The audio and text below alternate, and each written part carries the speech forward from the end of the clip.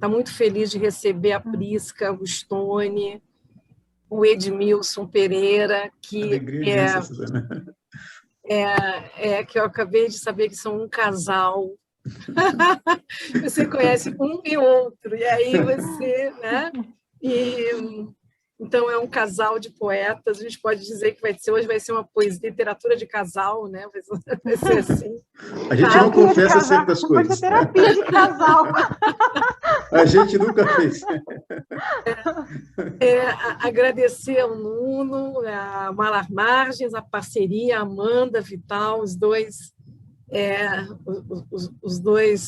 os que seguram e que levam adiante uma iniciativa, uma maravilhosa, que é a da Malar Margens, né? Essa revista tão plural e tão significativa hoje no nosso cenário. Então, muito obrigada, gente. Vou passar a palavra para o Nuno e vou escutar. Depois eu vou fazer umas perguntas. Obrigado. Bom, em primeiro lugar, novamente, bem-vindos, né? Com muita alegria mesmo, assim, aquela alegria que vem do fundo, que eu, poxa, recebi o aceite de vocês para estarem aqui hoje com a gente, né? São dois poetas que eu leio e admiro. Edmilson há mais tempo, né? Bastante mais tempo, eu acompanho a tua poesia, Edmilson, e a Prisca mais recentemente, mas também acompanho, né? Assim, com muito interesse. E então vou falar de vocês aqui, embora vocês já sejam amplamente conhecidos aí de todo mundo, mas é bom fazer situar, eventualmente pode ter uma ou outra pessoa que não tenha uma visão mais ampla sobre vocês. Então, falando, Prisca Augustoni, ela é professora de literatura italiana e comparada na Universidade Federal de Juiz de Fora, em Minas Gerais. É poeta, tradutora, participou de inúmeros festivais internacionais de poesia, e sua obra já foi traduzida em inglês, alemão, romance, espanhol, croata e macedônio. Escreve e publica sua obra diretamente em português, espanhol, italiano e francês. Nós vamos falar sobre isso, é uma das questões que eu queria levantar, tendo publicações na Itália, Suíça, França e Portugal. Integra o comitê de organização do Festival Internacional Chiasso Literária, ganhou bolsa de criação literária na Fundação Suíça para a Cultura para a Helvécia, em 2013, cujo resultado é um livro de poemas que será publicado na Itália em 2021. Eu não sei se já foi publicado já. Não, foi final do ano, né? Era para ser ano passado. Tá legal. Suas publicações mais recentes são Casa dos Ossos, semifinal em 2017, semifinalista do Prêmio Oceanos, A Hora Zero,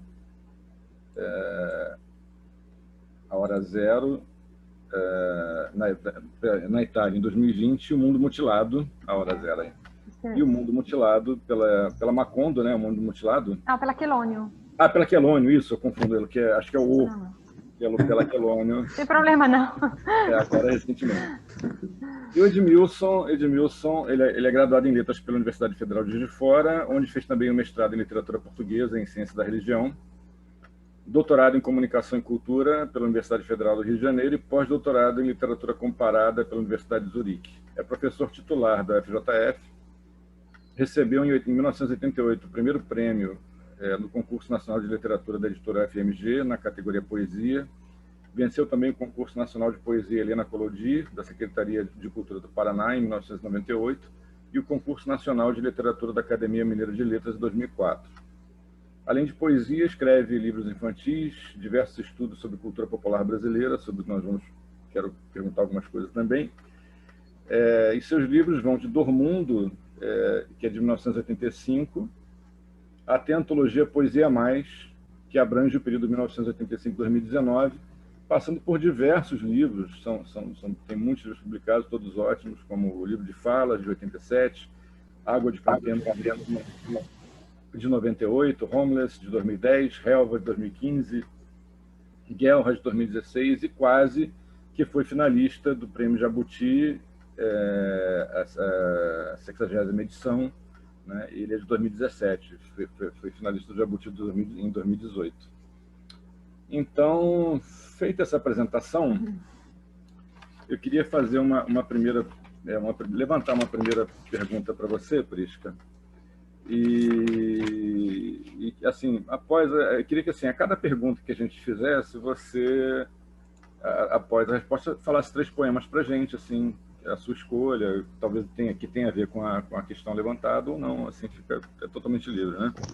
Ótimo. Então, me chama muita atenção essa questão na sua escrita, e você fez uma publicação em Malar Margens, o que você nos mandou para Malar Margens, focou justamente isso, né? Esse trânsito seu entre as diversas línguas.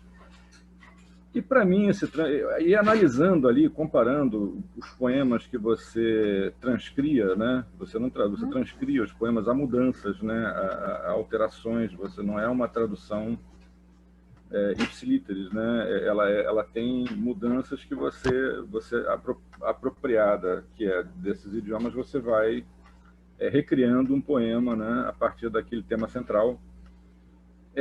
Isso me traz muito o tema do seu último livro, que é esse deslocamento, esse estrangeiramento, esse estar fora, né? E você está longe de sua terra natal, você tem hoje uma outra terra natal que abraça todo mundo, que é o Brasil, né? É onde as pessoas se sentem em casa, muito em casa, acho que você tem filhos aqui, né? Mas, Maria, acho que é o seu caso. Mas eu gostaria que você falasse para a gente dessa experiência de deslocamento que é escrever. O que de deslocamento tem nessa sua... É uma possibilidade e, ao mesmo tempo, um exílio, né? Que é escrever em 3, 4 idiomas. Bom, inicialmente queria agradecer a Suzana, você, Nuno, pelo convite, a Amanda, a Estação das Letras, e a alegria de estar aqui com vocês, tá? É sincero, não vou me alongar muito para não roubar o tempo, acho que o pessoal está aqui para escutar a gente, né, para debater, mas é muito bom poder estar com vocês aqui hoje. Bom, essa questão é uma que eu tenho respondido com mais frequência agora, até porque eu resolvi, principalmente no último livro, deixá-lo mais explícito, né? Meio que tomei para mim a iniciativa e a vontade de explicitar com mais clareza esse trânsito. Eu sempre andei publicando os poemas nas 3 ou 4 línguas, nos vários contextos linguísticos, mas acho que eu nunca fiz um trabalho de explicitação tão evidente, né? De numa única reunião, num único livro, reunir um pouco essa ideia do trânsito, né? Eu acho que até então eu estava até elaborando um pouco o que isso significava para mim. Mas é uma resposta que eu venho respondendo com mais frequência e eu parto lá do início, né? Eu venho de uma região linguística, de uma origem que é de dialeto, quer dizer, minha língua materna mesmo não é o italiano. É a língua que eu aprendi a escrever, mas a língua do afeto não é o italiano. Para mim é inconcebível falar italiano com meus pais e meus irmãos. A gente fala um dialeto. Mas é uma língua só oral, eu não sei escrever. Mal sei ler, né? Então, quando a gente começa a pensar... E essa realidade minha é a realidade de milhões de pessoas no mundo, obviamente, né? Eu penso nos países africanos, que todos vivem uma convivência linguística plural desde o início, né? E milhões de outras pessoas. Então, quando você começa a refletir sobre esse processo, o que significa você ser, de alguma forma, começar a se expressar em outra língua, e repetidamente isso aconteceu na minha vida, não só através do dialeto para o italiano, depois começo a aprender francês com 8 anos, minha primeira língua estrangeira na escola, depois irei morar 10 anos numa cidade de língua francesa para estudar espanhol. Então, a ideia do trânsito entre as línguas e entre as culturas é algo bastante comum na minha formação afetiva, estética e até epistemológica, eu diria, né? Então, nesse sentido, o que inicialmente era um instinto linguístico, quase diria assim, né, de começar a falar em italiano, escrever em italiano, aos poucos foi se tornando conscientemente um processo criativo que me estimulou, assim, como eu gosto muito de pensar a obra literária como um canteiro de obras, mas que não termina, né? Acho até que é interessante essa visão, não só a partir da perspectiva linguística, mas até na obra de qualquer autor, é sempre interessante poder entrar e descobrir e puxar outro aspecto que a gente até então não viu ou não explorou, né? Então, eu acho que a questão linguística me permite um pouco essa ideia de um canteiro de obras, né, de um prédio, né, ou uma casa, que na verdade não termina, né?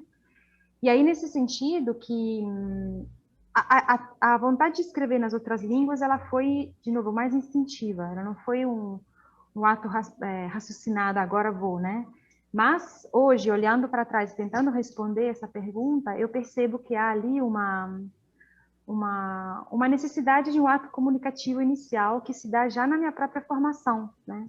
Que é essa ideia de eu falar a língua do amor que eu conheci inicialmente, até os 4 anos de idade, é uma língua que eu não sei escrever. Então, o que isso significa? E aí, um poeta cujo trabalho se faz a partir da palavra, bom, é um prato cheio, né? Assim, pensar que é o próprio instrumento de criação, que é a palavra, e a linguagem, né? E na própria formação individual e coletiva, porque eu estou falando de mim, mas de um coletivo também, de uma coletividade, como eu e como muitos, né? Que passa a se expressar em outra língua, né? E isso acontece não só nos casos em que as pessoas nascem em bilinguismo, trilinguismo, mas aí o que eu fui percebendo nesse livro, e por isso que eu resolvi trazê-lo para cá, que é uma experiência muito comum e partilhada daqueles que migram. Aí se torna uma questão forçada, mas os muitos e as muitas migrantes, ao longo da história e na contemporaneidade, elas se deparam naturalmente com... Esse é um dos primeiros elementos com o qual você se depara na migração, que é a língua. Então, eu fui sentindo uma familiaridade nesse sentido, né? E por isso que eu resolvi trazê-lo para dentro do livro como tema, além da própria composição feita em várias línguas, mas o tema em si me parece poder costurar um pouco esse meu percurso, que não é só meu, na verdade, que é de muitos, né? Então, não sei se eu respondi, mas tem um pouco a ver com isso, com essa consciência inicial de um plurilinguismo, que, na verdade, não é prerrogativa de suíços, eu acho que nós temos isso aqui também, se a gente considerar a linguagem não só como a língua portuguesa, mas as várias formas de se expressar, né? E aí o Brasil é riquíssimo nisso, né? Mas como isso atravessa o escritor, né? Ou a escritora, como isso forja a sua maneira de ver o mundo e de falar sobre o mundo. Eu acho que é um pouco por aí. Mas isso em você é uma experiência de estranhamento ou é uma experiência de conforto? E você pode entendi. estar confortável nas 4 línguas, ou pode estar, ao escrever em italiano, né, sentindo um estranhamento porque vem o português de fundo, e assim vai, né? Ou vem essa sua... eu acho que não é ou. Eu acho que é isso e aquilo. É isso e aquilo. São as duas coisas ao mesmo tempo. Há um conforto muito grande em poder escrever nas várias línguas, principalmente no que diz respeito a inserir. Eu gosto de inserir um estranhamento aí explícito.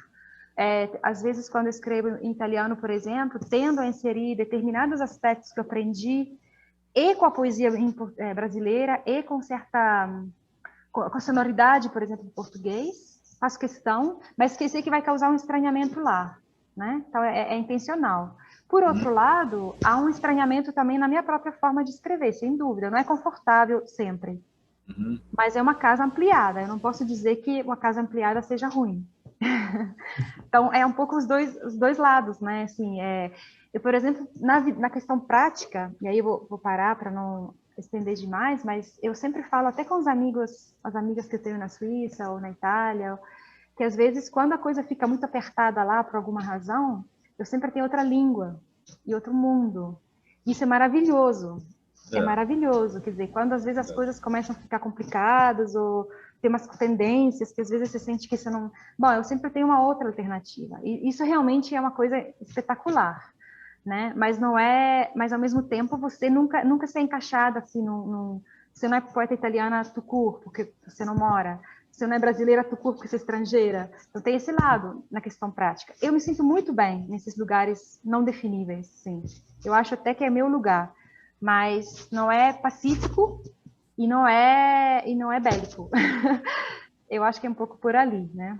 Legal. Aí eu vou lendo? 3 poemas pra gente. Tá. Aí eu acho que eu vou pegar alguns poemas que têm um pouco a ver com isso, né? Legal, Vou começar com um poema que fala um pouco disso a partir de um verso de uma grande escritora que hoje é considerada suíça, mas é húngara, que é Agatha Christie, e que eu gosto muito porque justamente ela é uma poeta que se exilou na Suíça durante os anos 50, né, fugindo da Hungria, e fez toda a sua obra em francês, sendo que ela chegou sem falar francês. E ela se expressa falando que o francês era a língua inimiga, porque ia rasurando a lembrança da língua materna, né? Aí eu dialogo um pouco com ela, né? Cette langue qui tue ma langue maternelle. A língua inimiga entra pelos ouvidos e escorre até a horta. Ali espera e rosna um cão que sabe o estranho espreita atrás da porta. Nessa língua feita cão que ladra e rói o osso da língua morta, a operária húngara escreve seu caderno como uma Penélope, mais uma, ela própria no exílio, tecendo sua mortalha. Agatha Christoph espera a volta da língua sacrificada, a certeza da escrita como única casa, rascunho eterno numa língua torta. E aí tem um outro poema que eu acho que fala um pouco disso. Somos essas línguas, conosco arde a chama da história, o livro aberto das dunas e a chave da memória. Somos filhas de uma língua mutante, nossa espinha dorsal e anfíbia. E aí eu vou ler um terceiro poema que fala sobre a ideia da pátria, da língua como pátria, que eu acho que retoma um pouco o seu começo de pergunta, né? Minha pátria é minha língua.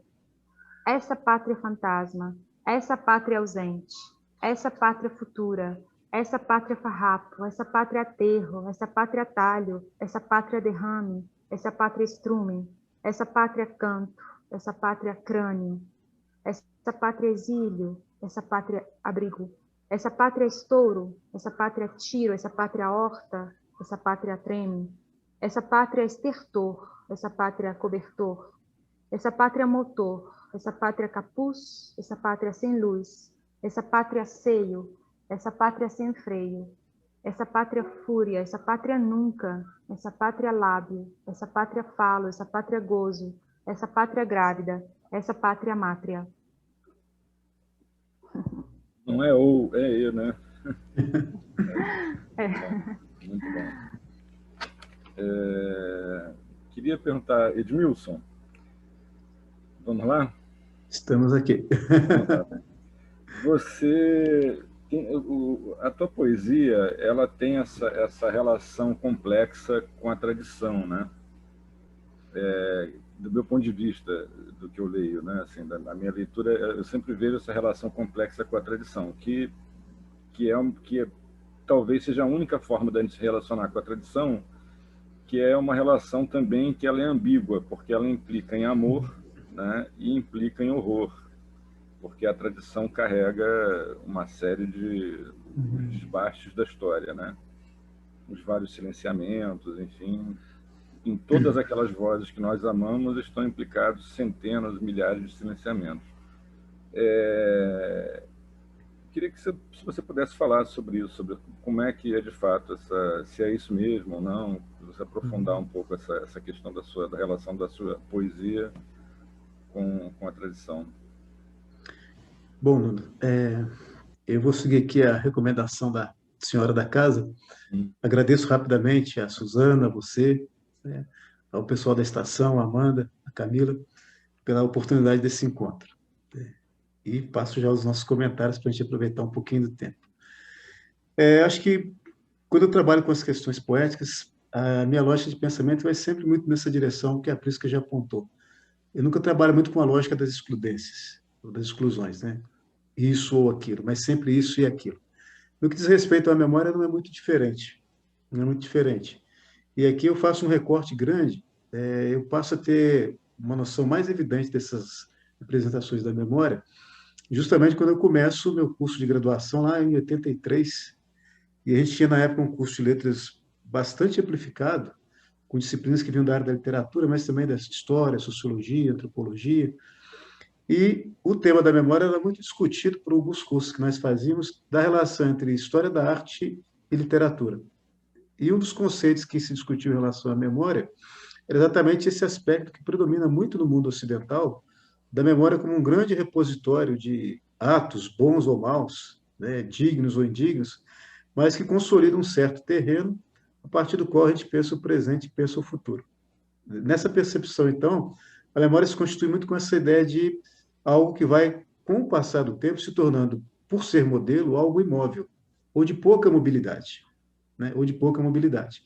Não por acaso a gente relaciona muito memória a algumas das nossas instituições mais importantes, como são os museus, né? Hoje há toda uma discussão sobre a função museológica, mas essa é uma discussão relativamente recente.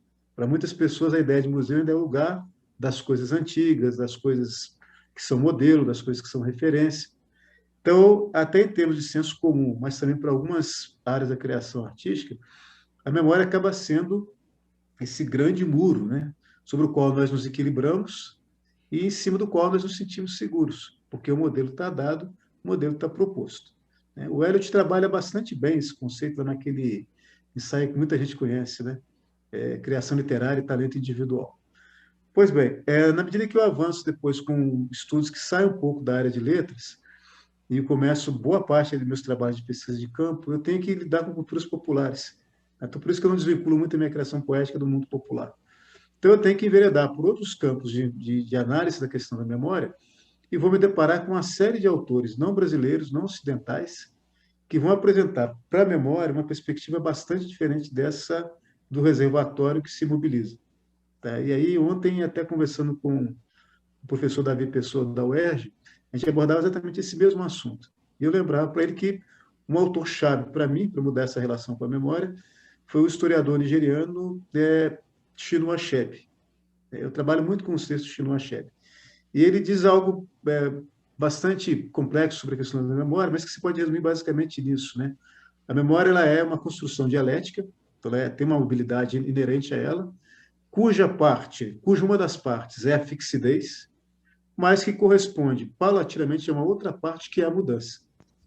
Então a memória ela é permanência e mudança e não isso ou aquilo, mas ao mesmo tempo.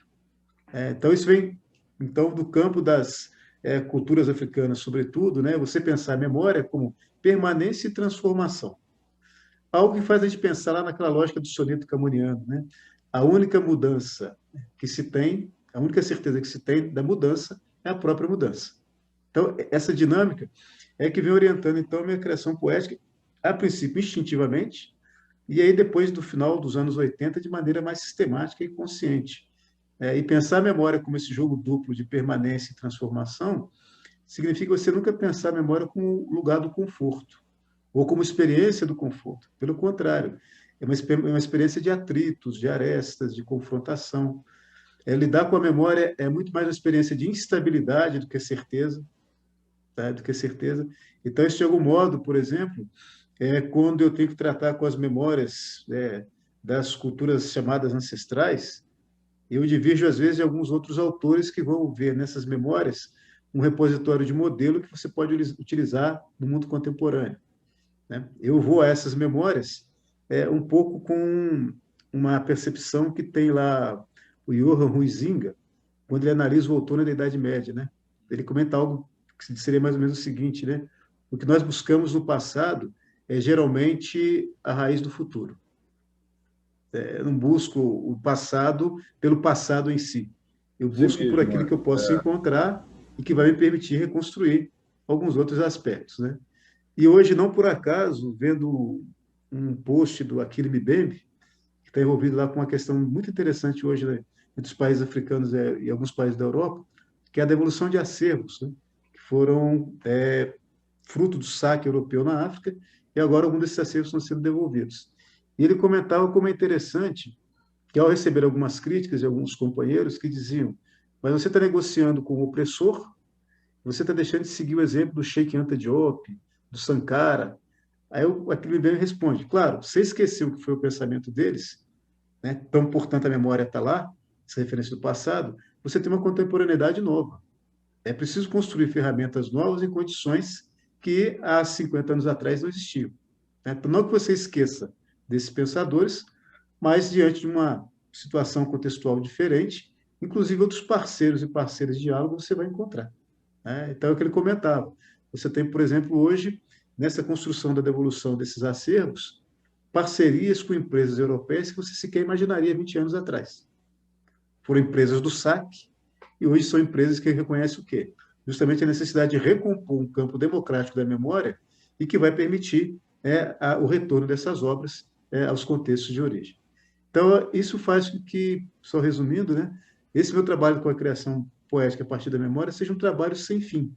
É um escavar sobre um terreno que é movediço. Não há muita certeza de encontrar modelos que possam permanecer. E 3 poemas, então, para gente. Deixa eu ver se eu localizo um rapidinho, que é exatamente o que eu uso para abrir a antologia, e que trata exatamente dessa questão das memórias históricas, perpassa o caminho das línguas, né, que tem um pouco a ver com os comentários da Prisca. É um poema que se chama justamente Anúncio. Anúncio eu não sei exatamente do quê, mas é um anúncio, né? Lagos falam línguas noturnas, o falar da noite e filhos pensos. Nunca fomos, como quiseram, resíduos de volúpia e trabalho. A família à flor do nome é o tecido que nos recompõe. O falar da noite arma um signo na ponta da manhã. A vida pergunta pelos falantes, sua palavra de rosa e fogo. Nosso gesto há muito inaugurou um arco no mundo. Lagos falam línguas noturnas, o falar da noite e filhos pensos. Bom, e como o segundo texto, para falar de novo dessas questões, como a memória é complexa, eu vou lá no Homeless, né, que é o livro de 2010, e é um livro que escava justamente essas incertezas da memória para populações que não são especificamente do mundo da afrodiáspora, mas são situações que afetam quem tem que emigrar, quem tem que deixar seu território e tem que reconstruir o próprio passado. Então, é uma conversa entre mãe e filha, no momento em que se espera reunir a família para recuperar o passado. Uma cadeira ao sol para não endoidecer, garota. Ou sua mãe, que sequestra os pesadelos. Eles estão dentro da minha cabeça, e ninguém chama o arrombador de cofres. Para tirá-los, só o espanto de uma cadeira ao sol. A gente balançando até morrer, o primo faminto a nos doar o seu ventre de ano novo. Mas isso nunca virá, para que eu fique torta de remédios, querendo pegar uma tolice com os pés e ela escapando pelo furo das meias. Empurre ao sol essa cadeira, não se descuide. A mãe desce na velocidade em que ferveu à porta de Circe, a que balança sem a febre da corda em sua cadeira. Amanhã haverá bodas na família. Sinto os carros viajando para a mesa, os cabelos cheiram a gasolina, as molas dos colchões funcionam muito bem. Dentro da minha cabeça, as peias aterrorizam. Se chamasse meu irmão, ele explicaria, depois de tirar os coelhos das armadilhas. Sejamos francas, minha cara. No alto dessa cadeira, quando o sol se puser, nem os diabos dançarão. Então, é um pseudo-meta-blues para discutir um pouquinho essas lacunas que a memória deixa para a gente. Muito bonito. Eu acho que pode passar para o outro, né? Foram 2 poemas mais longos. Mais um poema, pode ser? Pode ser. Deixa eu ver se eu acho um conectado aqui com o tema. Vai ao acaso? Eixo. Alguém nessa noite pensa em ti com tal força que desvia o curso da flora. Poderiam ambos retificar o uso dos sistemas. Letra, número, intenção ou gesto nessa fração noturna não são mais do que celas em desalinho. Saquem os apetrechos, não importa a contenda que se arma às armas. O que julga saber e os que julgam são uma esteira apenas para a mudança da flora. Nessa noite em que alguém pensa forte em ti e absorves o pensamento imenso, nessa noite, o que nunca pudemos ser está pronto. Maravilha. Tem questões nesse poema, acho que eu vou voltar daqui a pouco. Se cruzam, né? Exatamente. Prisca, tem uma questão que eu acho de todos os poemas que eu li seus, me soa como recorrente, como um procedimento que está ali sempre em jogo, né, na sua escrita, que é o fato de você aproximar a lente de objetos, pessoas, determinadas cenas, determinadas circunstâncias, e aí você recria, reinterpreta, relê né, esses objetos, pessoas, circunstâncias, né, com uma luz toda, com esse deslocamento, né, todo particular. Eu queria que você falasse sobre isso, sobre essa sua estratégia de criar recortar. Eu vou aqui, refaço esse recorte, me aproximo e aqui eu mudo a perspectiva para quem está me lendo, né? É interessante que você observa, Nuno, porque intuitivamente a gente lê muito, né? Outros escuta entrevistas e eu, há um certo tempo me pergunto um pouco qual que é meu ponto de partida, ou pelo menos qual que é vamos dizer, a vertente sensorial ou sinestésica ou mais forte. E eu tenho para mim, hoje, com mais clareza, que eu sou mais ligada ao aspecto da visão, né? Sou muito da questão plástica. Como formação, eu sou uma pintora fracassada. Da adolescente, meu sonho era virar artista plástica. Somos dois. Ainda tem tempo, né, Nuno? Não vamos desistir. Eu falava para mim que essa pandemia ia voltar a pintar, mas eu me meti a aprender outra língua e aí... Mas assim, mas tem isso, né? Então acho que minha formação, assim, vamos dizer assim, minha primeira entrada no campo da arte como emoção estética, né? Digamos assim, aquela idade da adolescência, assim, foi em parte através da poesia que vinha na escola, mas foi sem dúvida através da pintura. Então eu acho que à medida que fui saindo depois desse universo, por força das circunstâncias, né? Não foi uma decisão que eu tomei, mas foi prevalecendo, né? Fui estudar letras e acabou que a literatura prevaleceu, mas eu acho que esse olhar se manteve. Eu tenho para mim isso, assim, eu não sei se posso responder com precisão, porque acho que tem processos de quem escreve, de quem compõe, que são mais instintivos, né? Não são só racionais. Mas tentando me afastar um pouco disso e olhar de fora para dentro, me parece que tem a ver com isso, sabe? A música, por exemplo, ela está presente, mas muito menos. Eu tenho consciência de que ela me toca muito menos. Não é uma das preocupações iniciais quando eu escrevo, por exemplo. Não é. Eu vejo que, por exemplo, me parece que o Edmilson, embora ele seja talvez um bailarino fracassado... Todos temos fracassos na vida. Brincadeira, mas eu acho que a música está bem mais presente na cabeça dele, quero dizer, né? Ele escreve com a música ligada, estuda com a música ligada, assim. Eu já não tenho essa aptidão, né? Eu acho que tem muito mais a ver com o aspecto visual. Bom, adoro fotografia, eu acho que também é um campo que eu me expresso com muita facilidade, eu diria, né? Então, me parece que até na própria abordagem ao descrito, né, com as palavras, eu acho que talvez eu tendo a fazer um pouco isso com as palavras, né?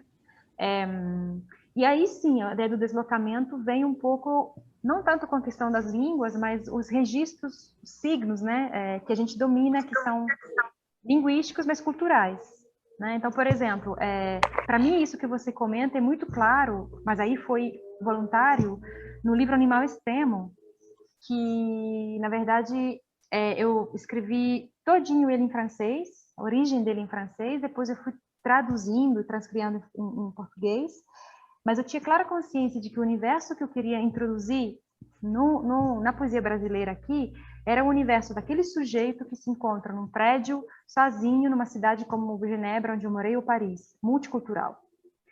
Então, assim, acho que eu fui trabalhando um pouco a linguagem com essas imagens, que são, na verdade, vivências, mas que são de um mundo outro. Claro que aqui nós temos isso, sei lá, em São Paulo, talvez, ou no Rio, mas com certeza não é Juiz de Fora, né? Não é a minha vivência atual. Eu morei em prédios aqui, mas nada a ver com o multiculturalismo das grandes capitais do mundo, né? Mas aí, por exemplo, só para citar um exemplo, aquele Sim. teu poema sobre as vizinhas de andar, você desloca completamente, você pega o teu leitor e desloca ele completamente na aproximação barra irmandade que você constrói com elas ali. Né? Vou até lê-lo agora, já que você comentou, né? Mas é um pouco... familiaridade, né? Então, é um pouco isso. Isso é intencional, quer dizer, puxar um universo de referência, que é algo que eu vivia... Eu morava num kitnet em Genebra, meus vizinhos eram marroquis, eu não entendia o que falavam. E eu presenciei, por ouvido, as cenas de violência doméstica, por exemplo, que é uma coisa que todos nós vivemos, talvez. Mas quando você não entende a língua, nem os códigos culturais, você não sabe se pode chamar a polícia ou não, porque, assim, né? Claro, nenhum, assim, um exemplo até muito biográfico não vem ao caso, mas a gente nunca sabe o que fazer nessas circunstâncias. Mas quando você acrescenta isso, camadas culturais que você desconhece, é muito difícil você... Fica exasperante. Você... Né? Exatamente. Então, acho que é um pouco essa ideia que eu quis trazer, que na verdade tem a ver com quem vive, são experiências mais sensoriais, eu diria até, e principalmente a presença de muitas línguas. Assim, isso é muito comum, né? Eu vivia num contexto em que escutava na rua, sei lá, umas 15 línguas, a maioria não entendia. Mas conviver com estranhamento é algo que eu costumei, e é algo que eu acho muito, muito, muito criativo como ponto de partida, né? Aí tem a música, mas é a música que tem a ver não com a música como a gente entende aqui, mas assim, a música do estranhamento, partir do pressuposto que eu não entendo, e daí, né? Então, eu acho que é um pouco isso que eu posso dizer, né? Eu talvez leia esse texto que você citou, porque eu acho que dá uma ideia, né, Nuno, do... ele é muito bom nesse sentido. Bem... Deixa eu ver onde ele está, né? Acho que é o primeiro dessa sessão, deixa eu ver. Sim, está no livro Animal Extremo, que saiu pela Patois, e dentro dele tem, como eu comentei rapidinho, ele é um livro que trabalha muito com... Eu trabalhei muito com a ideia de uma experiência de alguém que vive num prédio, assim. Tem até umas imagens belíssimas do fotógrafo Luiz Caetano, mineiro, que é poeta também, e eu tentei puxar um pouco esse universo domiciliar, mas de estranhamento, né? Que morar num prédio é uma experiência, eu acho, fenomenal nesse sentido, né? Tem uma coletividade ali que respira contigo, mas que é estranha, né? Eu acho muito interessante. Bom, e tem uma seção dentro dele que é de prosa, pequenas prosas. Apartamento 401. São as novas vizinhas de andar. Não faz muito tempo elas moram aqui. Não as vi no dia da mudança. Nenhum barulho, nem campainha, nem arrastar de móveis, nada de nada. De repente, um dia, as vozes. Duas mulheres. Falam numa língua desconhecida, porém aconchegante. Gostaste de imediato desse sentimento de partilhar algo, sem intimidade. É bom saber-se cercada, vigiada, quase cuidada, numa espécie de concubinagem inofensiva, sem precisar dividir contas, sonhos, panelas e varais. Um vínculo sem laço de sangue ou suor, uma quase relação sem linguagem. De noite escutas os suspiros, as risadas, as solidões. Se prestares atenção, podes capturar a batida dos seus corações. Parecem raios de sol, os rumores do outro lado, que cruzam a parede e penetram debaixo do teu cobertor. Aquecem a escuridão. Tua orelha a espreita, que quer e não quer escutá-las. E descobres assim uma nova e estranha forma de estar em família. Aí talvez eu possa ler o seguinte também, né? E aí depois eu passo de novo a palavra. E talvez isso seja mais evidente porque eu já, de alguma forma, já revelei até como nasceu esse texto. Vamos ver. 402. Do outro lado da parede, a mesma cena se repete. É a terceira vez nesse mês. Ela se chama Raquel. Ele nem sabes, nem queres saber. Triste Raquel, que grita, chora, ameaça, fala que vai embora para valer, mas continua lá. Essa noite escutas o barulho de pratos estilhaçados contra o muro. Está ficando sério. Assustado, interrompes a leitura. Não consegues te concentrar nas linhas do romance. Esperas para ver o que acontece. Alguns golpes surdos, alguns gritos, um choro contido. Logo, algumas palavras sussurradas. Ela suspira. Parecem sons de gente fazendo amor. De repente, outro golpe, mais baixo desta vez. Não sabe se é o último? Não queres saber? Prefere sair do quarto para fumar na sacada da sala. Antes, todavia, apagas a luz, para evitar que a claridade perturbe os vizinhos. No dia seguinte, vocês se esbarram no elevador. Uma descida ao inferno da rua sem possibilidade de redenção. Realmente não sabias que estavam lá. Da próxima vez prestarás mais atenção. Melhor descer a pé as escadas, engolido pela garganta do vão do prédio. Evitar as ocasiões, desviar as casualidades. No pequeno cubo do elevador, ninguém se arrisca. Não tens coragem de levantar o olhar. Sabes que irias procurar os sinais da noite anterior, as manchas da escuridão, os estilhaços, as paredes que tremem, que gemem, que sangram. Não te atreves a levantar os olhos.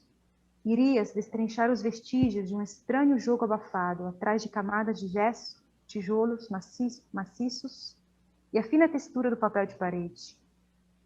Raquel, e seu rosto que te faz pensar no bosque úmido, onde procuravas, criança, os morangos silvestres, junto com teu irmão. Aqui não, um pouco mais longe, vem, um pouco mais abaixo, ali, onde menos o suspeitamos, eis ali uma pepita saborosa. Uma alegria escarlate, incontestável no meio do dia. O amor é vermelho e raro, como os morangos silvestres. Pensas, enquanto descem, andar por andar, lentamente. Tens um sobressalto, quando finalmente o elevador chega ao térreo. Acabou. Não ousas olhar a mão do homem que segura a porta. Agradeces rápido, saindo, mas antes de deixares o prédio, lanças um último olhar furtivo para ela. Seu rosto parece sereno. Raquel e a escuridão. Raquel e os morangos silvestres que talvez ainda não estejam maduros. Legal. Então, os vizinhos. Pois é, esse olhar que, né, você vai construindo é fotográfico, né? Você vai construindo cada cena. Muito legal. Bom, gente, todos podem fazer perguntas. Quem tiver perguntas, podem colocando aqui no chat. Né? Eu estou atento ao chat para perguntas que eventualmente aparecerem. E enquanto isso, eu vou fazer aqui levantar mais uma questão para o Edmilson, que me inquieta muito quando eu leio a poesia dele. Não que eu acabei as para vocês, eu tenho várias coisas aqui que vamos lá, estou indo ao sabor aqui, né? Mas enfim, é a sua vez, Edmilson. Tudo que a gente faz, né, enquanto pessoa, toca a nossa poesia, né? Toca a nossa escrita. E no seu caso, você mencionou aí os seus estudos interdisciplinares e tal, né? Esse trânsito também entre perspectivas teóricas, e uma das coisas que me parece que te move são os estudos de antropologia. Não sei se eu estou equivocado. E particularmente quando você se aproxima de comunidades de matriz afrodiaspórica em Minas Gerais, né? Enfim, isso emerge, né, na sua escrita. Que tem a ver, eu queria ligar isso com uma outra questão, que é a questão de como a fala também emerge, né? Isso vem junto com o afloramento da fala nos seus poemas, né? Que é muito forte também, e mediado por uma sintaxe que não é uma sintaxe. Essa sintaxe ela se tornou, ela não é uma sintaxe fácil, mas ela se torna um jeito de corpo todo seu, desse bailarino que talvez na prática seja aí frustrado, mas no poema é um bailarino tanto, que você faz as palavras ali dançarem, sem média nenhuma, enfim, quando juntando essa questão do olhar para outras, antropológico para essas comunidades, a fala que emerge numa sintaxe que dança. Eu queria que você falasse um pouco desse teu processo de criação, como é que ele se concretiza, entendeu? Como é que é essa oficina do teu poema, né, especificamente? Bom, a primeira coisa eu tenho que fazer uma reprovação, porque nós tínhamos combinado de não tocar em assuntos pessoais. E a dança é uma questão de honra para mim. Ainda dançarei algum dia. Ainda terei tempo, ainda teremos tempo. Para. Temos aqui uma gafieira no Rio que tem um curso de dança maravilhoso. Eu vou te Eu dizer. vou, Nuno, eu vou. E meu pai foi um Nuno. dançarino de gafieira. Meu pai dançou em gafieira aí no Rio de Janeiro. Então, a elite do Rio de Janeiro está na memória dele. E se for Mas o filho não samba herdou. e forró, eu te ensino. Samba e forró, eu te ensino. Eu sou um bom dançarino de samba e forró. Vou te dar dicas. Mas vamos lá. Mas é interessante porque cada vez que eu tenho que responder essa pergunta, ela vem muitas vezes. Né? Nos últimos tempos eu tenho aceitado mais os convites para falar sobre a própria obra. Tem sido para mim uma experiência até nova. Eu dou aula já há muito tempo, então eu acabo falando da obra dos outros, dos textos dos autores e da minha própria obra mesmo, eu quase prefiro não falar. Mas resolvi aceitar isso nos últimos tempos e tem sido uma experiência interessante, porque me permite talvez falar um pouquinho daquilo que eu chamo da minha oficina, que é aquele local de trabalho onde eu fico sozinho, entre aspas, né? Porque a memória de outras obras e outras autorias estão comigo, mas é aquela parte da obra que não vem a público, eu não coloco em público. Eu me lembro bem de um professor aqui da faculdade, companheiro, o professor Gilvan Ribeiro, ele comenta numa análise de textos, né? Um dos textos que ele comentava, que é aquele tipo de experiência de que você vê o prédio construído, mas não vê os andames. Eu acho que é um pouco diferente da técnica da Prisca, que ela põe o canteiro de obras para a gente poder, inclusive, visitar. Né? Então, o meu canteiro de obras ele fica resguardado, eu retiro os andaimes e tenho entregado só a obra pronta. Mas já faz algum tempo, para entender esses processos, eu venho trabalhando com aquilo que eu considero que são 5 perspectivas de criação na minha obra. Né? Como se fossem 5 personas ou 5 identidades poéticas diferentes. E devo muito essa lógica, dessa percepção de 4 ou 5 pontos de vista, ao professor Clécio Quezado, que foi meu professor na UFRJ, na época de mestrado. E ele tem um trabalho muito conhecido que se chama O Constelado Fernando Pessoa. Aquela ideia de trabalhar as personas do autor português como frutos de uma única origem, mas com identidades específicas. Elas se atraem, elas se repelem, dialogam entre si, são diferentes. Então, eu já venho há algum tempo trabalhando com essa lógica, sem nomear cada persona, mas os livros, de algum modo, vão se construindo como um constelado aí no meu conjunto de obras publicadas. Então, eu, lá em 2002, 2003, eu meio que separei, numa obra reunida, esses 4 perfis. Então, um perfil mais investigativo desse mundo afrodiaspórico, mais musical, deu origem ao volumes Eusório Blues. Daí uma série de livros que fazem parte disso. Depois, uma parte de uma indagação mais metafísica vai constituir o livro A Série de Lugares Ares. Então, tem um conjunto de livros aí dentro. Depois, uma parte específica de livros que dialoga com a relação entre antropologia, etnografia e criação literária. Aí deu o volume Casa da Palavra. E, por fim, um outro volume que se chama As Coisas Arcas, onde há nitidamente um viés existencialista no processo de criação. Claro que é uma divisão didática na minha cabeça, essas fases se interpenetram, se intercalam, mas foi um modo que eu fiz para organizar para o público essa perspectiva. Recentemente, um 5º viés se abriu com uma persona de fundo mais expressionista, e ela aparece lá no final da antologia, né, do Poesia Mais. Então, há um conjunto de livros que está compondo essa etapa. Com relação a essa convivência com a linguagem, a partir dos elementos de pesquisa do mundo afrodiaspórico, que está bem expresso lá no volume Casa da Palavra, o que eu procuro fazer aí? Em primeiro lugar, é usar aquilo que a antropologia propõe para a gente, teoricamente, sempre como uma experiência de estranhamento do outro. Né? A antropologia nasce com essa perspectiva. Nasce no final do século XIX, dentro, claro, dos países centralizados da Europa, e é aquela linha teórica que vai investigar o outro que está fora da Europa.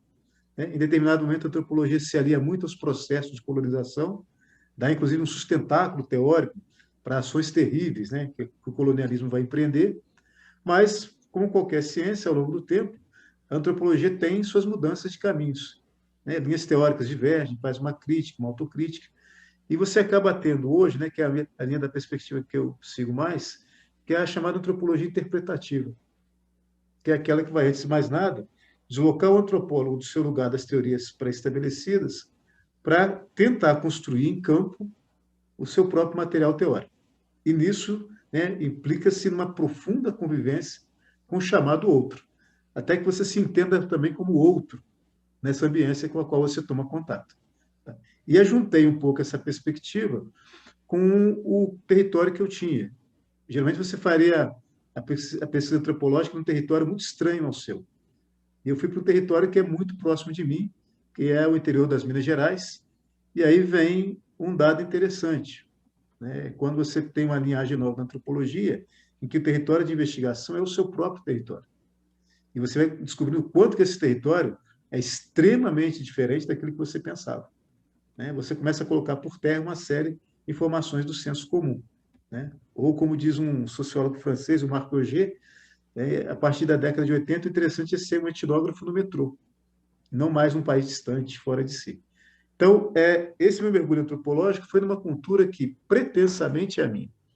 Ela é brasileira, ela é de Minas Gerais, ela é no domínio da língua portuguesa, é aquele familiar que eu tenho uma relativa segurança para falar dele, porque eu tenho vários indícios que vêm chegando até mim pela memória, pela convivência que eu tenho com as pessoas, né, da minha própria comunidade.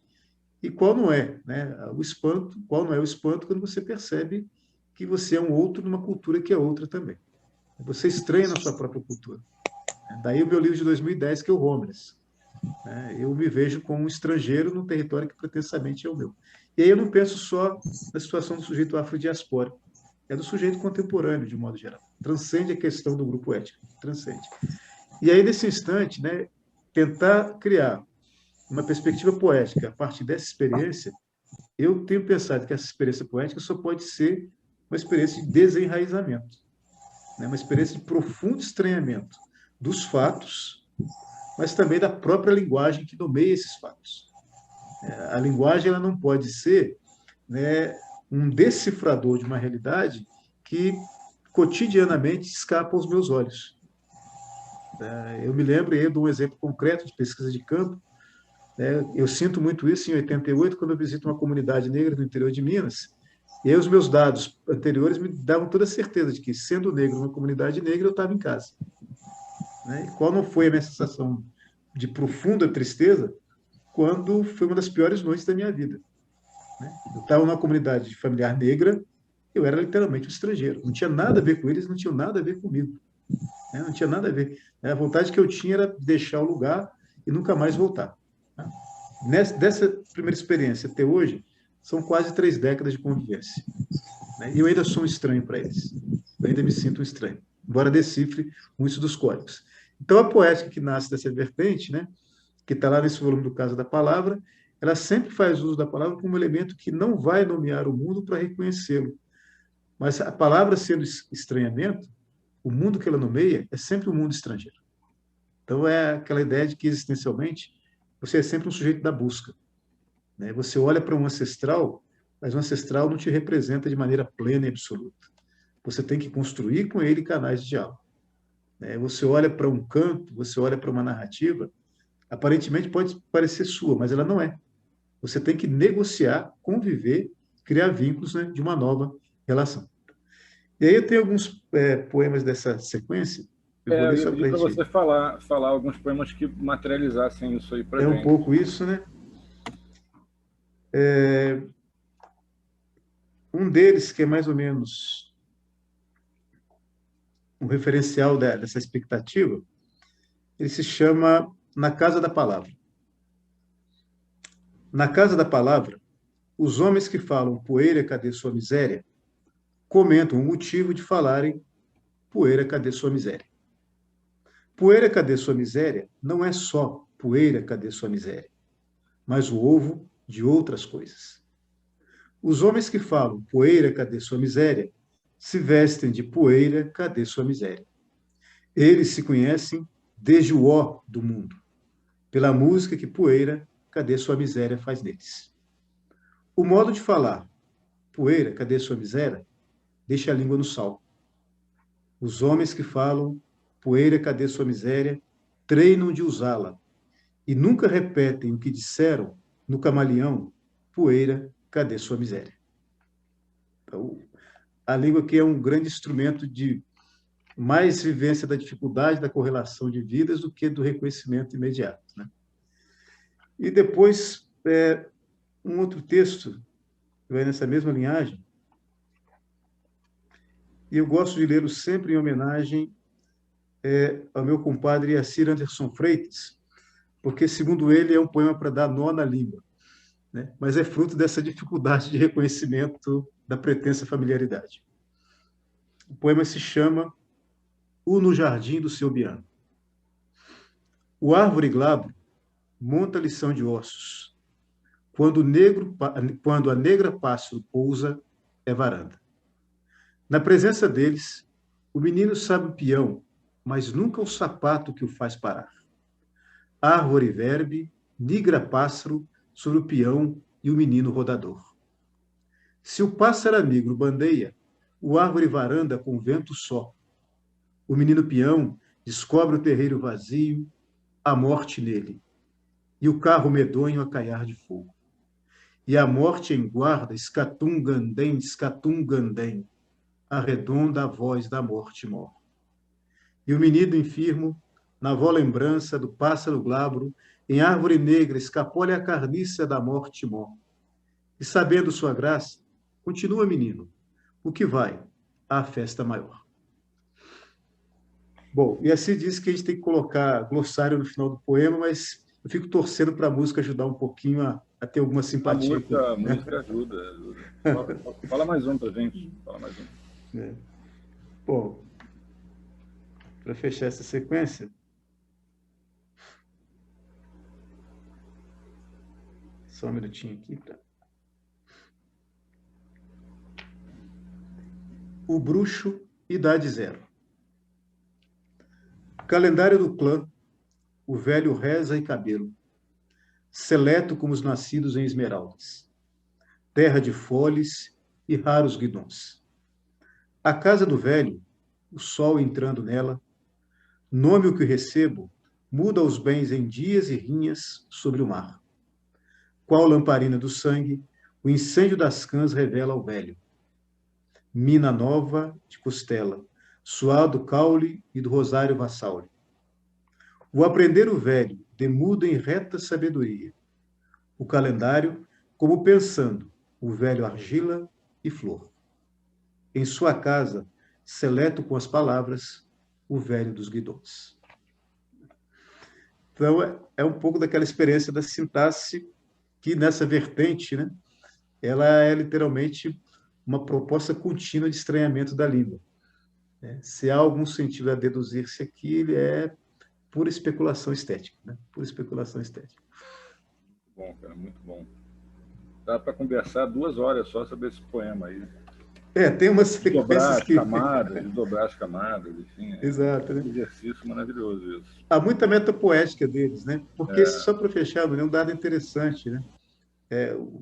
Os modos de falar, os modos de utilização da linguagem nas culturas populares, ele é muito metalinguístico. Então, há uma consciência crítica dos usuários que vai muito além daquela visão primária, muito básica, de que as pessoas falam por instinto, né? Criam metáforas ao léu, ao sabor do acaso. Muito pelo contrário, né? Tenho ainda experiências de textualidades muito sofisticadas e com a contemporaneidade oferecendo uma série de recursos, muitas dessas pessoas estão publicando os seus livros. Eu tenho o caso de um senhor que é o Will Silvério da Rocha, eu tive com ele em 1995. Então, gravei muitas coisas, cantos, narrativas. Há 1 ano atrás, ele publicou um livro, né, e agora tem uma segunda edição. E a textualidade é dele, a escrita é dele, então todo o processo pessoal. Então, tem 1000 questões para desenvolver, para pensar até nessa literatura popular, mas fora daquela dimensão folclórica, da restrição do imaginário. Muito, muito, muito longe disso, né? Vou levar essa questão para a oficina que eu dou aí, e esse poema aí como ponto de partida. Vai dar um samba bonito. Isso. Obrigado, Nilson. Olha só, tem uma pergunta aqui da Liz Lemos Horta. Aliás, preste atenção nesse nome, Liz Lemos Horta.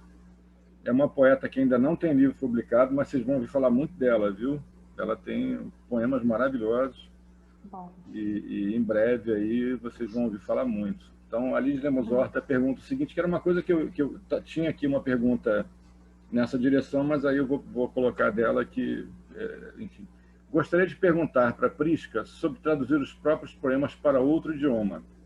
Me parece que, às vezes, a tradução pode se voltar contra o original e sugerir interferências e reelaborações do original. Isso acontece com você? Totalmente, Lícia. Aliás, é o esperado. É um pouco o que eu comentava antes do canteiro, né?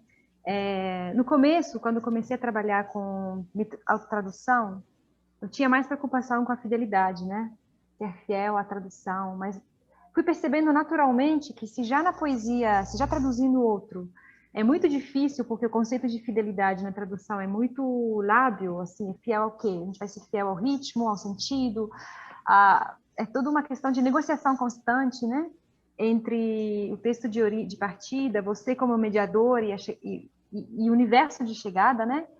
Ainda mais essa questão se põe quando você é parte integrante dos dois lados. Você é que o texto de partida é o mediador e vai e conhece o mundo de chegada desse texto. Então, há um processo ali completamente, eu diria, até quase esquizofrênico, mas muito interessante, porque você está lidando com um pacto inicial, que é só contigo mesmo, né? Que vou partir desse poema que eu tenho, que eu fiz lá, sei lá, em francês, e eu vou transpô-lo, né? Vou trazê-lo para a margem do português.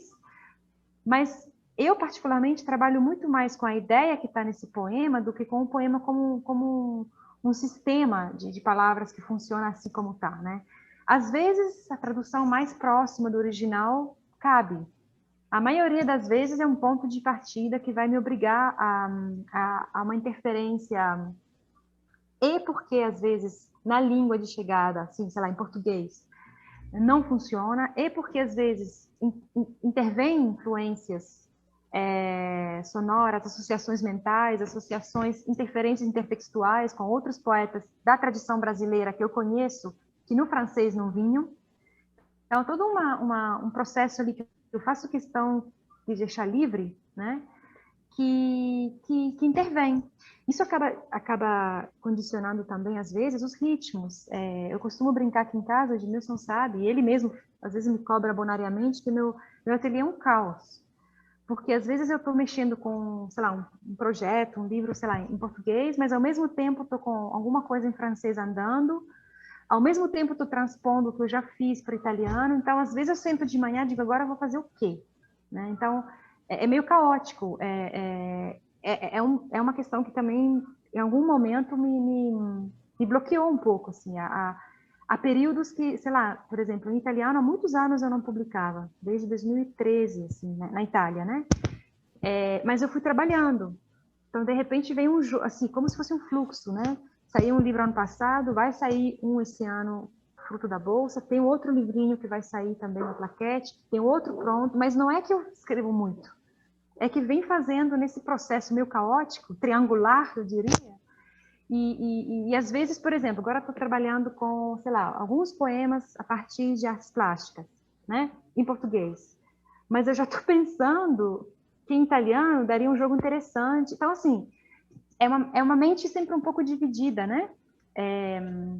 Hoje eu lido bem com isso e faço questão que seja a interferência total, né? Mas para a organização, realmente, às vezes é um pouco caótico, né? É compartimentada, mas é vaso comunicante. Mas é vaso comunicante. Total. No começo, quando eu comecei, eu tinha muito mais receio, até porque na Suíça me perguntavam, às vezes, por que você escreve em francês? Se não é de língua materna francesa? Eu respondia, bom, Beckett fez em 2 línguas, eu não sou Beckett, mas por que ele fez, né? Aí o pessoal ria. Hoje não me perguntam mais. Hoje tem toda uma corrente até acadêmica nas universidades europeias que trabalham com bilinguismo, trilinguismo, mas há 20 anos me perguntavam, ué, mas você escreve em francês por quê? Né? Eu respondia, tem que responder por quê? Né? Porque é uma das línguas que sinto necessidade de escrever, porque é um braço, né? A gente, se puder falar com 3 bocas, por que usar uma só? Né? Mas, então, no começo eu tinha mais receio nesse processo. Eu deixava ele menos explícito, vamos dizer. Entregava o texto pronto, eu não falava de onde vinha. Hoje eu faço questão de mostrar que é esse caos aparente, mas Na verdade, é o que acontece na cabeça de alguém que vive com várias línguas, e eu não sou um caso único, somos muitos, né? E que acaba, às vezes, na própria família, fala com os filhos numa língua, fala com os pais numa outra, fala com os amigos numa outra ainda. É uma realidade nossa, né? Agora, você poderia falar para a gente, assim, 2 poemas, assim, Sim, falando separei, a versão em português e a versão na outra língua para a gente sentir a música. Para quem entende a língua entender, mas também para quem não entende sentir a música dessas palavras. Com certeza. Eu separei até. Alguns casos é muito mais colado, e outros não. Uhum. Tem um primeiro caso que deixa eu ver se eu consigo... Tem um primeiro caso que é de um poema que entrou no Mundo Mutilado, cuja origem é um poema em francês, que é bastante diferente, saiu num livro de 2015. Eu vou ler primeiro em português. Depois vocês vão perceber. É bem diferente, parte dele. A ideia permanece, né? Para essa terra de abandono, migramos, carregando o que sobra do despojo. Nosso rosto virado rumo ao sol, rebojo de poeira e vento na seca. E uma flor, pelo menos uma flor, aberta, apesar da fome. Aquela que nos sobrevive e demora. Esse poema veio, eu lembrei dele, falei, bom, tem tudo a ver com o que eu publiquei em francês, eu vou puxá-lo, mas em francês era bem diferente. À cette terre d'abandon, désert sans Dieu, nous revenons, avec ce qui reste de la dépouille, pour y déposer, comme sur un tombeau, une fleur au moins une fleur, éclose, malgré la famine, celle qui survit après nous et demeure. Eu tirei Deus. Matei Deus no poema. Tirei completamente Deus. Eu não queria Deus no Mundo Mutilado. Mas no poema em francês está. Porque é um livro que trabalha mais com uma leitura bíblica. Então, por que não mexer? O poema é meu, né? Então, é um pouco essa ideia, né, da tradução. Cabia esse clima, mas não cabia dentro da perspectiva bíblica, né? E um outro poema com italiano... Esse eu não lembro, acho que foi... Eu acho que o original dele é em francês, que ainda não saiu, eu não está aqui, é no inédito, mas está no Animal Extremo, saiu primeiro no Animal Extremo, em português. Tem uma linha de giz traçada ao redor do coração. Um arbusto frondoso cinge meu pescoço, e na boca, o canto dos lobos tristes da floresta. No meu dorso dormem, junto comigo, cobrindo-me como um manto, as asas fechadas de um anjo. Espero sair indene dessa branca noite espectral. E aí, em italiano, ficou. Ho tracciato un cerchio di gesso attorno al cuore. Un arbusto frondoso cinge il mio collo, mentre in bocca ho il canto della volpe delle nevi. Sul mio dorso dormono e mi coprono come un manto le ali chiuse di un angelo. Spero di uscire indenne da questa bianca notte spettrale. Eu transformei os lobos em raposa. Bacana a gente ouvir esses dois, né? Essa passagem. Muito legal. Gente, nós estamos entrando agora nos 15 minutos finais, mais ou menos 15 minutos finais do nosso concerto, né? Eu tenho aqui uma pergunta para o Edmilson, então pediria que a gente tentasse abreviar as respostas, né? Embora a gente tenha vontade de ouvir mais, mas enfim, em função do tempo não vai dar, a gente vai tentar concentrar as respostas e aí... Para você, Edmilson, tem 2 perguntas que eu posso, assim, elas vão na mesma direção. Então, assim, a da Amanda, ela resume a da Samara, assim, de algum modo ela vai. Então, eu vou falar da Amanda, porque traz a da Samara junto. Queria saber do Edmilson sobre como foi a construção do primeiro romance dele publicado, se tem confluências com a criação poética, com a sua criação poética. E aí, em havendo, eu gostaria que você falasse 3 poemas que remetessem a essa construção do romance. Bom, Se não, você fala 3 poemas. Certo. Bom, a minha obra, na minha cabeça, isso é importante falar da oficina, né? E é bom ter essa oportunidade de comentar. Eu faço questão de que ela seja, ao mesmo tempo, extremamente aberta, mas conexões internas muito evidentes. Então, nesse caso, O Ausente é um romance que eu comecei em 95, foi fruto de uma viagem ao norte de Minas, e comecei a escrever o texto, adiantei algumas páginas, depois abandonei, e aí a Prisca salvou os originais dessas páginas em disquete, eu tinha jogado fora, e recuperei quase 10 anos depois. Então, o romance existe graças a ela. O Ausente existe graças a ela. E a partir desses originais, então, o Ausente ele dialoga internamente com a minha obra de pesquisa etnográfica, antropológica, com um livro chamado Assim se benze em Minas Gerais.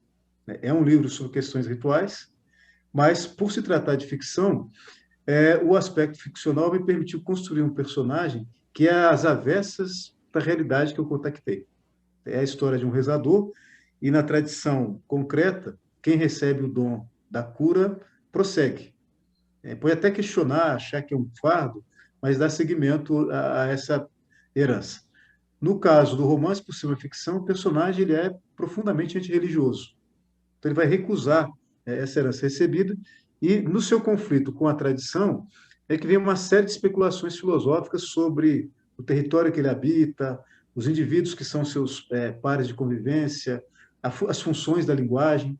No final das contas, é um romance sobre como que se constitui o pensamento humano, como que o pensamento humano se constitui num momento abismal. E qual que é o momento abismal do personagem Inocêncio? É quando ele resolve cometer o suicídio. Então, ele está às portas do suicídio, então ele tem que construir um pensamento que justifique, ou pelo menos tente explicar, a sua trajetória e a razão da sua grande negativa. Então, é um livro entre o existencialismo e a metafísica. A natureza tem uma presença importante, mas fora do viés naturalista. Ele é um grande sujeito que dialoga também com o pensamento do personagem. Então, o romance está muito calcado na experiência etnográfica, e também com os meus textos de poesia. De certo modo, a teorização para O Ausente está lá no livro que saiu em 2017, que é o livro Quase. Deixa eu ver se eu tenho aqui próximo, porque é exatamente a primeira parte do Quase traz uma teoria sobre a língua. Uma teoria sobre a língua. E o romance, na verdade, se desenvolve todo em cima da questão linguística. Eu não tenho o Quase aqui, eu não separei ele para leitura, mas a primeira parte do Quase, há uma discussão sobre as várias funções da língua. A língua letal, a língua irmã, a língua fraterna, a língua inimiga. E dessa discussão sobre as funções da língua, cabe ao sujeito humano, em função das suas necessidades e competências, escolher a melhor forma de utilizá-la. E o Inocêncio, no romance, ele usa a linguagem para matar a herança e criar um caminho novo para si. Caminho esse que ele não sabe qual será. É o caminho da própria experiência. Então, aí é uma relação também triangular, como a Prisca citou, entre o estudo antropológico etnográfico, o texto poético e o texto da ficção romanesca. Bom, deixa eu ver se eu cito um texto aqui só para a gente fechar essa parte, como leitura, então. Não vai ter a ver diretamente com romance, aí se vocês até me desculpem, porque os textos estão misturados aqui, não separei nenhum deles, Mas o horizonte em que se dá o livro, da ficção, ele está representado num poema em que, dentro dessa tradição popular, o sujeito enumera as coisas para estranhá-las. Então, é um poema que se chama Livro da Irmandade, com as palavras sobrevivas à devoração do monstro esquecimento. Então, as palavras do personagem do romance são palavras feitas para esquecer e não para lembrar. Bichos e plantas. O maribondo em tempo de oferenda, o baru instruído na linguagem de morcegos e bois, uma moringa de 3 caras, onde a miséria governa, a siriema intrigada com o engenho, o dicionário das forquilhas com tantos verbos, a garganta do guará, a trançagem mais senhora que o céu. Esses negócios de mesa, como jarro e de fiação, cardo e carda, cadeira e costela, o olho do guará antes da morte, e depois da morte amuleto. Um pequizeiro no pensamento do amarelo, as unhas como enxadas, e esses aparelhos que dão no terreiro, na estrada, em vereda, o calango escolhido a dedo, a santura selvagem do cipó São João, um fogão vermelho, e o mal olhado no olho do Guará, morto. Então, esse é um tipo de poema que vai dialogar muito com o universo do personagem desse primeiro romance, que é exatamente o ausente. Muito bom, muito bom. Fala mais um poema aí para a gente, Edmilson. Eu vou fechar aqui. Não tem necessariamente a ver. Escolhe um poema aí. Aleatório, né? É.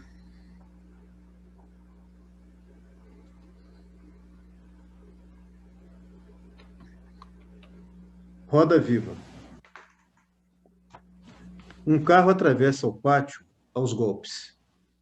Corpos adoecem o sótão, outros tecem na grade. Traficam-se poemas num país onde o sol oculta os cadáveres. Alguém abre túneis ao sul e ao norte, sem esperança suas mãos esculpem a pelvis. Na terra de ninguém, tua cabeça, a coragem atrás dos óculos. Devastam um arco-íris ao gosto de quem fabrica mortos.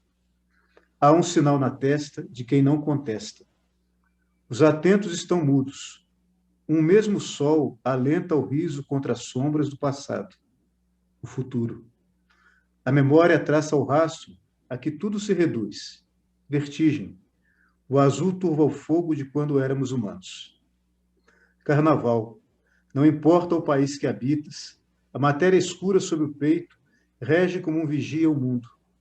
Os vagões torcidos na gare recordam a oxidação que desfila em tuas fibras. Não há, em meio à alegria, uma célula atenta à própria morte. Mas é a consciência, essa agulha que deseja, às vezes, o fundo da caixa. Mascarados têm humor. O rosto sob a máscara, nem sempre. A euforia pesa. A explosão de Ítaca espalhou corpos por todos os lugares. E, mesmo assim, a banda toca.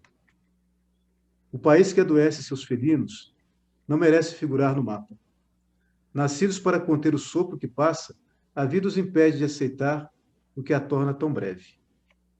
É sobre os eixos, galáxias, orcas, que se trata quando um rosto se desmascara e obtém algum poder.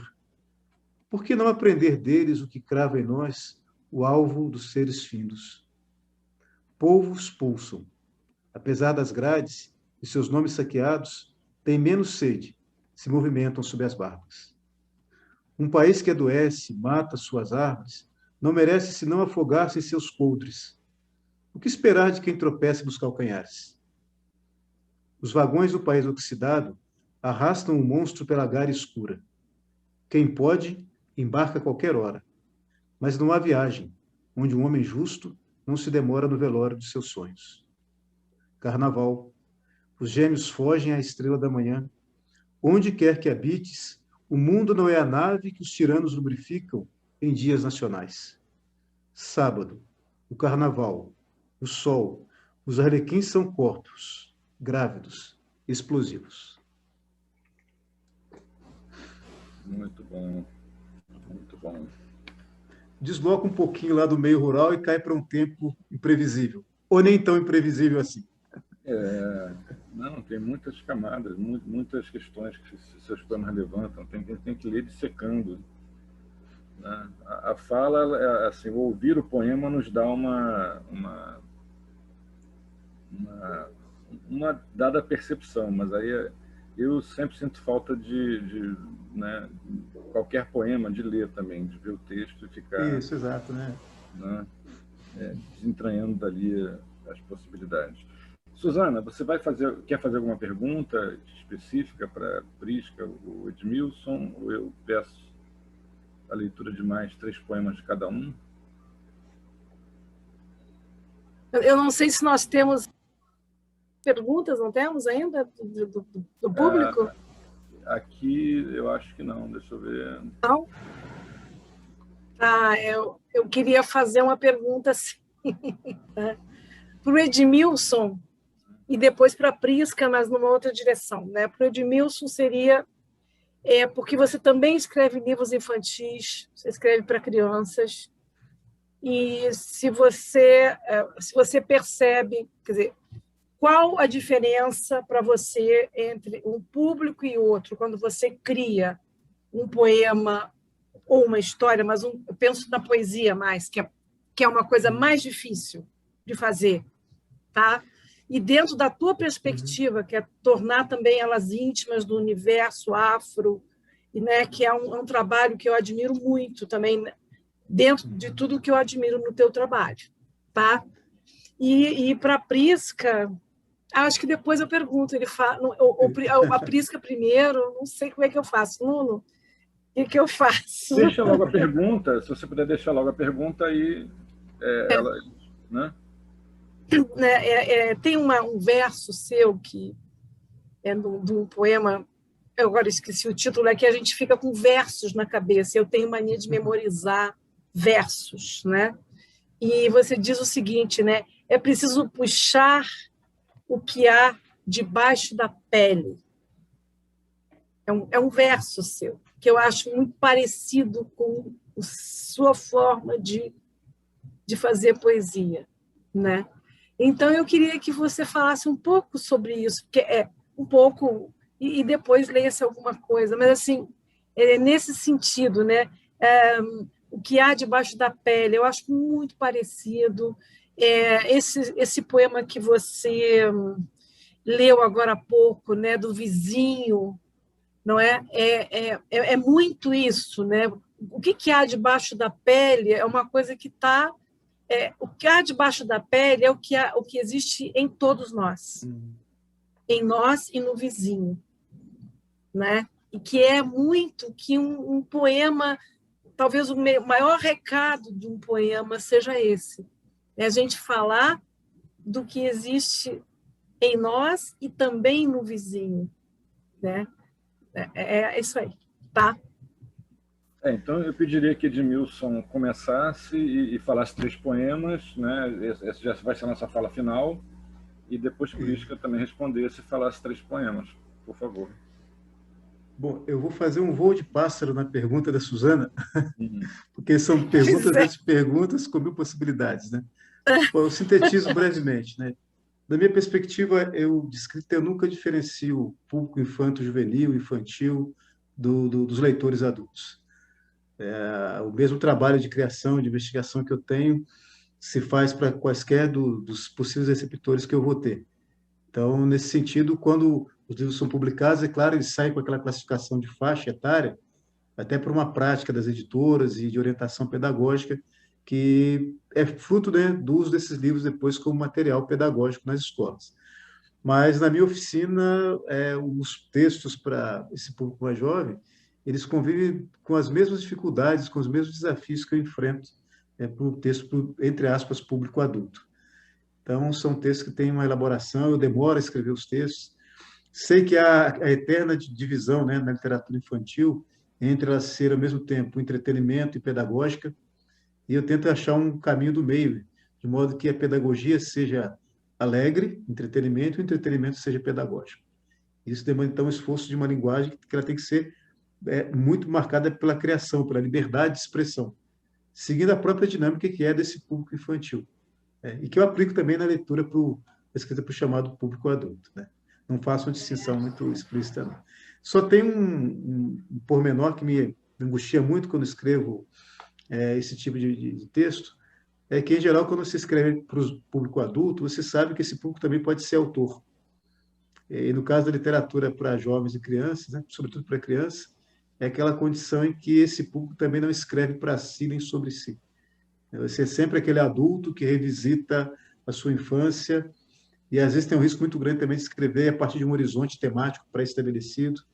Então, eu procuro fugir exatamente disso. Então, a ideia do estranhamento que orienta a minha escrita em geral perpassa essa faixa também de criação.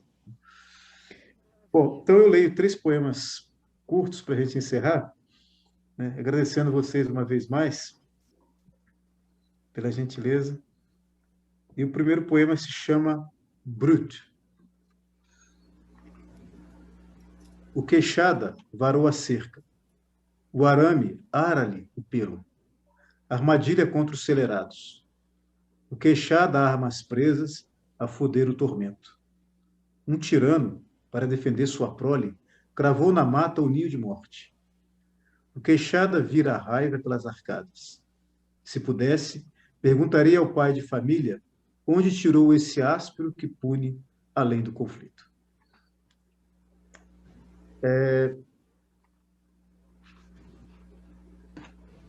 Blake. Não se toca o fundo com cordas de segurança. Ninguém, meu caro, admite a queda.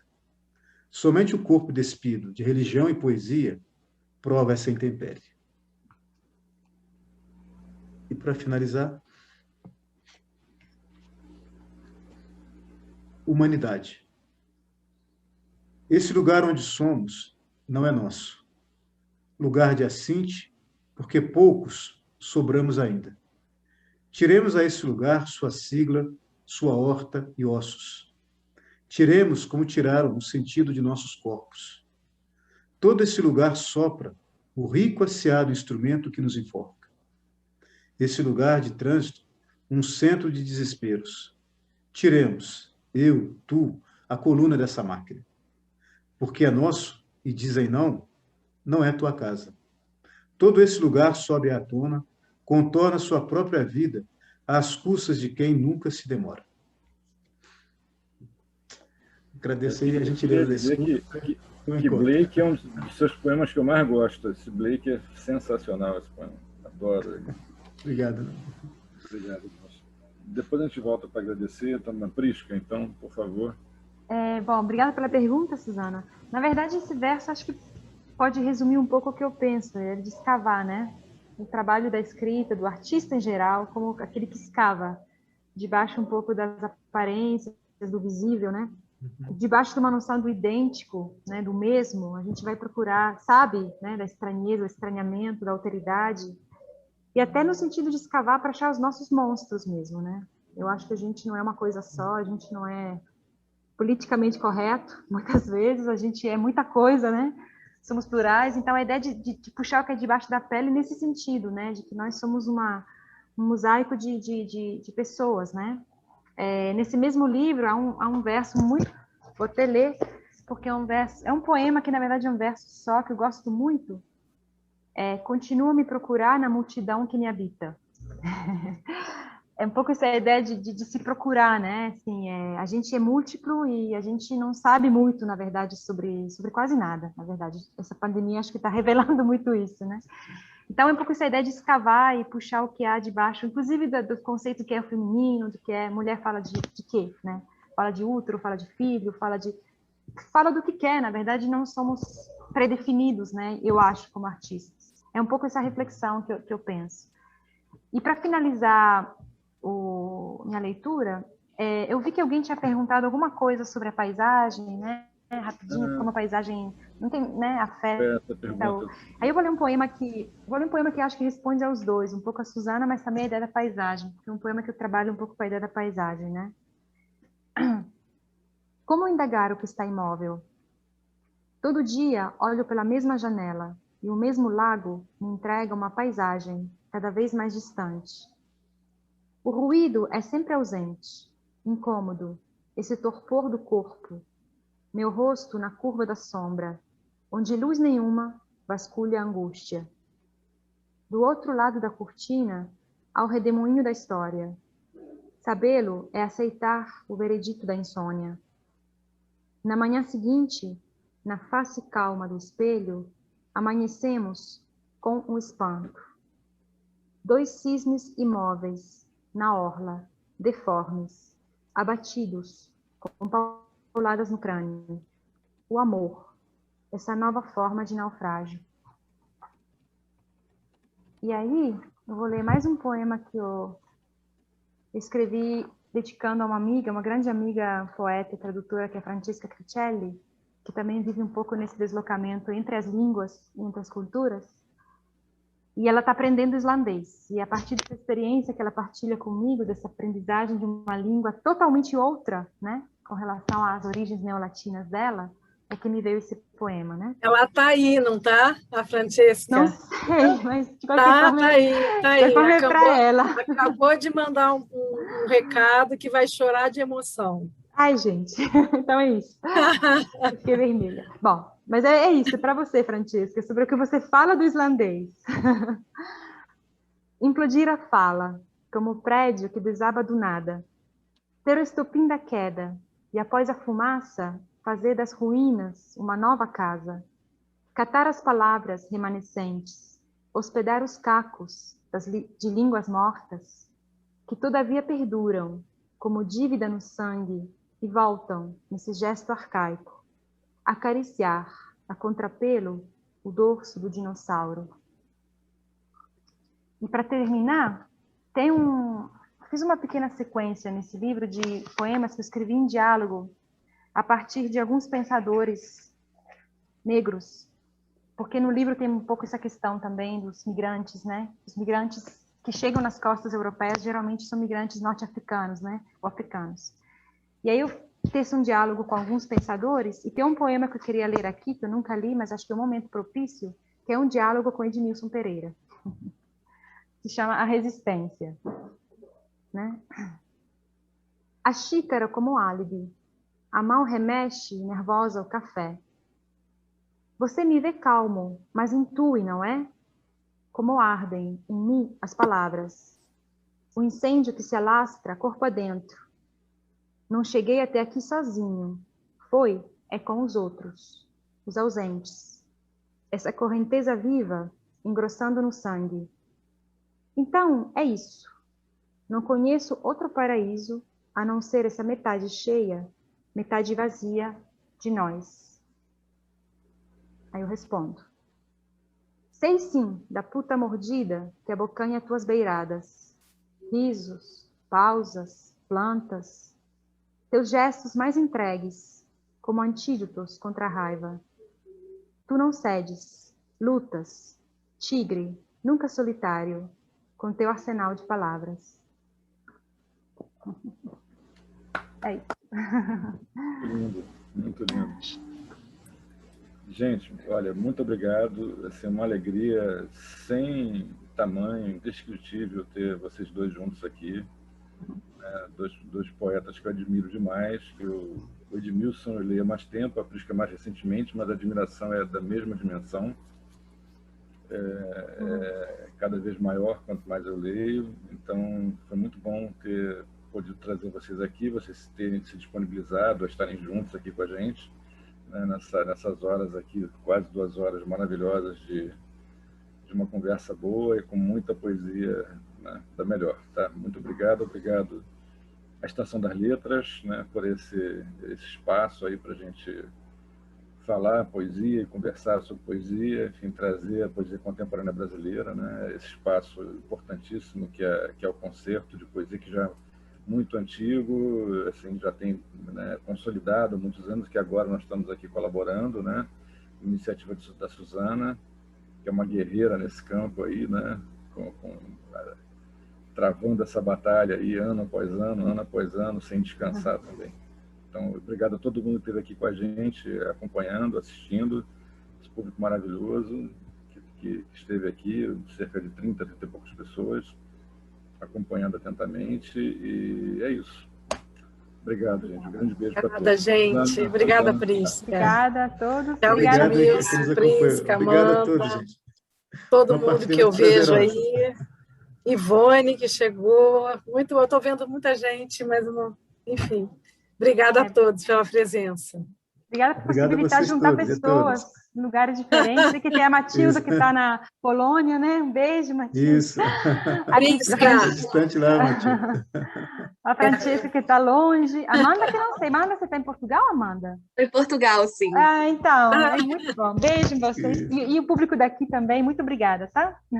Um beijo a todos. Um beijo, Cristina. Beijo para você. Obrigada, parabéns, gente. Obrigada. Tchau, gente. Obrigado. Tchau, Cristina. Tchau, querida. Tchau a todos.